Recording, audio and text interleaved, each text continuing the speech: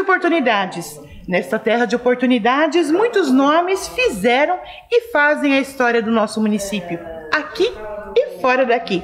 Vários são os que se destacaram e outros que no anonimato fazem acontecer. Um exemplo de uma história muito bem lembrada aqui em Marechal é a história da família Nid. Eles estão aqui há cerca de 70 anos. Isto mesmo, antes mesmo da nossa querida Marechal ser criada. Vamos conhecer um pouco dessa história? Seu Valmor, 70 anos estão sendo completados agora da construção aqui em Marechal. Uma história muito grande, né? Da Rede Nid. Na verdade é bem marcante para a família, né? Porque se você olhar para trás com meus pais que chegaram aqui com uma idade talvez de 30 anos, 33 anos, no meio desse mato que ninguém tem uma ideia de que fim de mundo, vamos dizer, era isso, né? A coragem dessas pessoas que vieram para essa região é realmente admirável. Seus pais, seu Alfredo e Paulina Nid, casados já, chegaram aqui em Marechal 27 de julho de 1951. Quais as lembranças que o senhor tem, o que lhe contavam daquela época quando chegaram aqui? Tanto contavam e eu tenho assim bastante lembranças pessoais, né? Porque quando acho que a gente chega numa idade de 3 anos por aí, né? Eu vim com 1 ano e meio mais ou menos. As lembranças começam já a aparecer, eram muito marcantes, porque eles, além de contar que sofreram muito, porque era muito difícil morar aqui, quando chovia, nada se alcançava, a dificuldade de trazer comida de fora, né? E eu me lembro muito daquele mato, até hoje de manhã eu contei essa história para alguém, que eu me lembro de estar no colo da minha mãe, olhando para fora da janela, lá embaixo, e vendo aqui à noite os olhos dos bichinhos que passavam pela avenida. Porque era bichinho que muitas vezes era até um tigre que passava ali. Tá? Então são coisas que marcaram muito em relação a isso, né? E seu pai veio para cá num objetivo de abrir um comércio, né? Isso, então eu vejo o seguinte, a Maripá colonizadora, ela tinha um ponto de referência, que era um hotel, avenida, e uma sala lá onde eles vendiam alimentos. Aí quando meu pai veio para cá, para abrir essa loja, ele já a casa estava pronta quando ele veio, porque ele chegou um pouco antes, ele começou a trabalhar com secos, molhados, né, com essa parte de alimentação das pessoas. E aí, em seguida, a Maripá colonizadora fechou aquele comércio dela, aquele mini comércio, sustentação, e isso passou a ser um papel do meu pai, que acabou se revelando muito bom, porque ele teve a felicidade de comprar os suínos, o feijão que a pessoa cultivava, esse pouco que as pessoas cultivavam na época, e levar para Ponta Grossa ou mais tarde para São Paulo, e na volta trazer o feijão, o arroz, afinal, o sal, o querosene, essas coisas que o pessoal mais usava, a roupa, né? Que vinha só pedido para cá.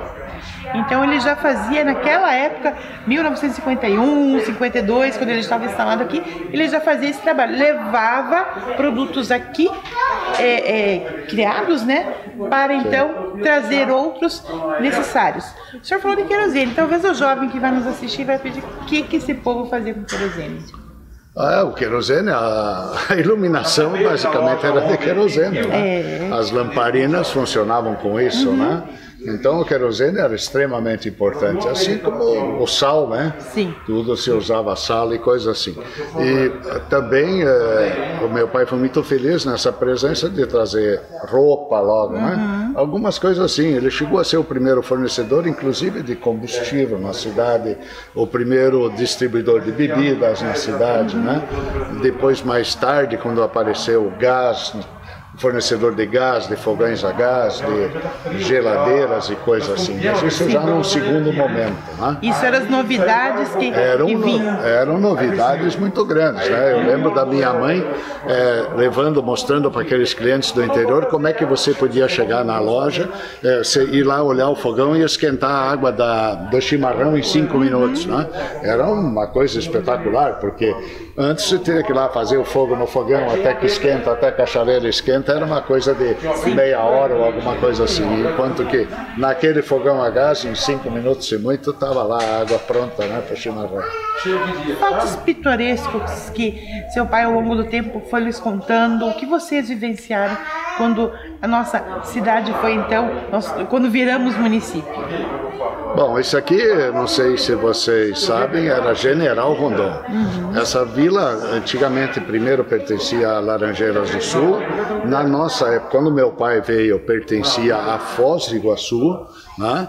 E depois a Toledo. Sim. Então, as primeiras licenças de construção do meu pai eram de Foz do Iguaçu, e logo em seguida Toledo se emancipou e nós passamos a pertencer a Toledo. De fatos assim mais marcantes, eu vejo hoje, no caso deles, essa coragem, eu acho, de vir nesse mundo aqui, né, dessa coisa, dessa felicidade de pegar uma região boa, onde a agricultura logo se deu bem, principalmente a suinocultura na época, né?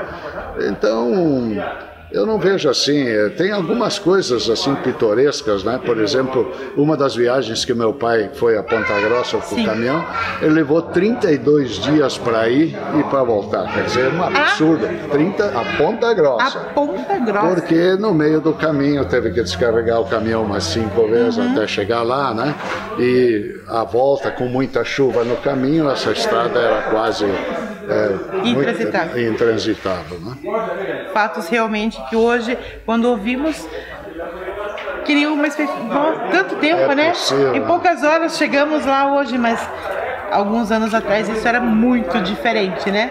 Era muito. Para as pessoas que estão nos assistindo se localizarem, onde iniciou a NID aqui? Já existia, onde hoje é a Avenida Rio Grande do Sul, já tinha essa região, né? O Hotel Avenida já existia. Onde se instalou a NID quando chegou aqui? A loja do meu pai começou onde hoje se localiza a RIMA, exatamente naquele local. Ele veio, na verdade, ele tinha vindo a Rondão uns meses antes. Sim. E ficou aqui um amigo dele que construiu, que providenciou para construir aquela loja, que era uma loja, casa de moradia, era tudo uma coisa só. Posteriormente, quando ele veio, só estava pronto aquele imóvel, e a loja começou lá em 51 e ficou lá até 55, quando veio para essa esquina aqui, onde está até hoje. Onde está até hoje. E um fato que talvez muitos rondonenses desconheçam é que daquela construção original ainda existe uma parte aqui, né? Temos a esquina da Rio Grande do Sul, com a Dom João VI, é a mesma, os tijolos.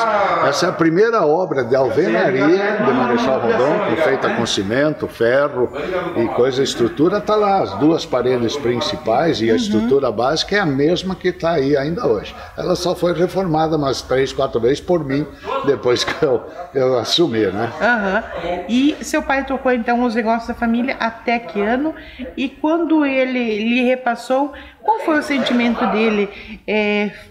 Era essa cidade que eu devia ter escolhido, ou houve um sentimento de arrependimento, de frustração? Qual era o sentimento dele após ver Marechal crescendo, sendo constituída? Olha, eu sinceramente eu acredito que essas pessoas, que nem meu pai que veio 33 anos, com uma esposa de 30, 3 filhos, vem para um fim de mundo desses. E ele teve muito sucesso, ele não se arrependeu nunca, eu acho que ele fez muito pela cidade, pelo município, ele participou ativamente de muitas coisas sociais, da igreja evangélica que foi fundada na casa dele, o time de futebol do Oeste, do Flamengo, o Clube Aliança, mais tarde o Clube Concórdia, o ginásio Rui Barbosa, foi com financiamento das pessoas particulares, das igrejas, né? Uma coisa marcante que pouca gente sabe, a primeira usina hidrelétrica era ali em Novo Sarandi, e meu pai foi um dos financiadores que pagou isso, sabe? Seu Alfredo Nid. Era feito seu Alfredo Nid, né? Eu tenho até hoje recibos para a construção do ginásio, recibos para a construção daquela usina, né? A pessoa não sabe da dificuldade, as pessoas colaboravam, quem podia colaborava o máximo possível, né? Inclusive o frigorífico Rondão, que começou na década, no início de 60, foi uma iniciativa do meu pai, né? Por quê? Porque a suinocultura era o nosso grande negócio aqui. Sim. Então, ele achava que poderia partir daí, mas infelizmente faltou um pouco de estrutura, capacidade, e eles tiveram que vender a empresa, né? Mas a iniciativa foi feita e vale por isso. E seu pai, então, realmente, ele veio, buscou esse novo caminho aqui, então o General Rondão, né, seguiu esses caminhos, estabeleceu o comércio e sempre esteve ativamente participando da vida social, da formação social do município. Isso é importante, você fazer parte de todo o contexto da história onde você está sendo inserido?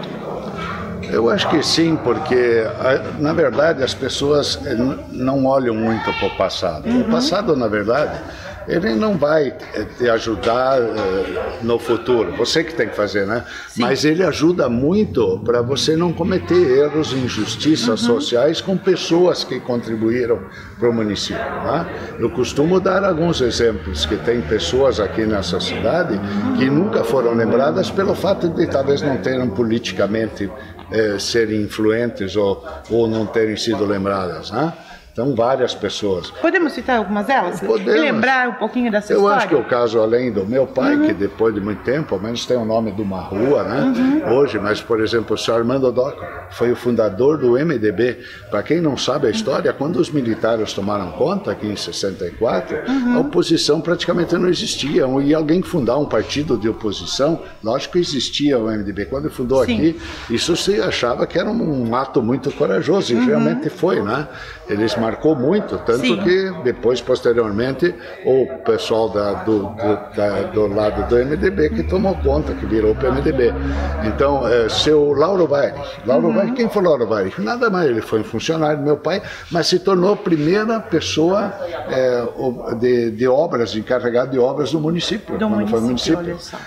O seu Sturm, que é o pai do Marcos, da rádio. Pai não, o sogro, né? Sogro. O seu Sturm foi subprefeito durante vários anos aqui. Alguém lembra dessa pessoa? Seu Beno Vaire, que era encarregado, inclusive, na época da parte da saúde. Alguém lembra? Não lembra. Então, essa referência aí, uma que me marcou muito, eu gosto de citar, é do Salmiro Bauerman, que foi, de longe, para minha opinião, que morei sempre aqui, o melhor prefeito da cidade.